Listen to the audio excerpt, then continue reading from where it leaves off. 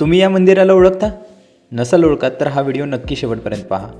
नमस्कार, मी तुमचा मराठी कवी म्हणजेच विशाल पवार. आजचा सुंदर रविवार, म्हटलं सायकल सवारी करू.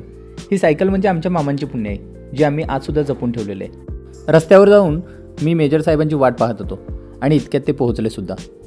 मग काय, सायकल धावत होती आणि आम्ही सायकल हाकीत होतो. अंधारातून उगवलेली कडूसं पहाट, धुक्यातून दिसणारा अस्पष्ट रस्ता, असा आमचा प्रवास सुरू झाला होता. त्यामुळे आता मीही ठरवलं की मेजरला पळवूया.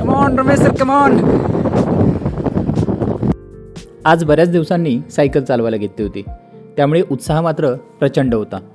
सायकलच्या जुन्या आठवणी मनात तरळून गेल्या. लहानपणी मामाच्या गावाला याच सायकलवर मी खरं तर सायकल चालवायला शिकलो. हा आहे पनवेल माथेरान रोड.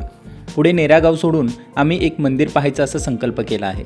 तो आज पूर्णस्वात जातोय याचं समाधान तर होतंच, परंतु सोबतच सकाळच्या थंड वातावरणात अंगावर येणारा थंड वारा शरीराला उत्साहित करत होता.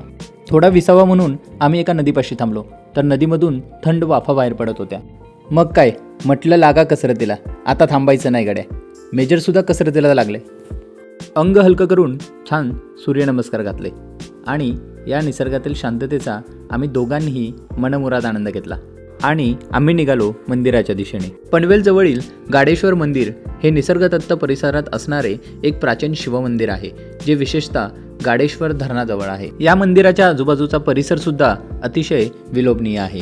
मंदिरात प्रवेश करताना तुम्हाला एक कासव पाहायला मिळते. डाव्या बाजूला बजरंगबली यांची काळ्या पाषाणातील मूर्ती पाहायला मिळते. थेट मुख्य गाभाऱ्यात नंदीसमोर एक शिवलिंग आढळते, तर उजव्या बाजूला सर्वांचे लाडके बाप्पा विराजमान. यानंतर आम्ही शिवलिंगाला नमस्कार घालून मंदिर पाहायला घेतले. हे मंदिर पाहून मला माझ्या ग्रामदैवत मंदिराची आठवण झाली. मंदिराच्या खालच्या बाजूने एक नदी वाहते. सध्या प्रवाह कमी असला तरी तो परिसर मात्र मन प्रसन्न करणारा होता. मंदिराच्या परिसरात नदीच्या पात्रातून सूर्योदयाचं दर्शन म्हणजे सुंदर योगायोगच म्हणावा लागेल. नदीतील संत पाणी आणि इवले इवले वळवळणारे मासे खरं तर डोळ्यांना सुखावत होते. तिथल्या एका लोकल काकांशी गप्पा मारून आम्ही आता पुढच्या प्रवासाला निघालो. प्रवास हा असाच असतो, तो दर खेपेला तुमची नव्यानं ओंजळ भरत असतो. प्रत्येक वेळी संपत्ती म्हणजेच पैसा असा विचार करणाऱ्या लोकांची मला कीव येते.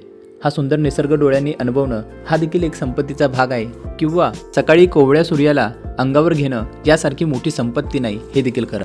या प्रवासात अनेक सायकलप्रेमी भेटले, धावणारे लोकसुद्धा भेटले.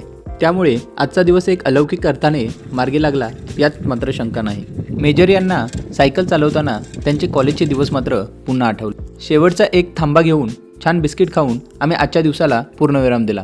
तर भेटूयात अशा नवीन व्हिडिओमध्ये. तोपर्यंत धन्यवाद.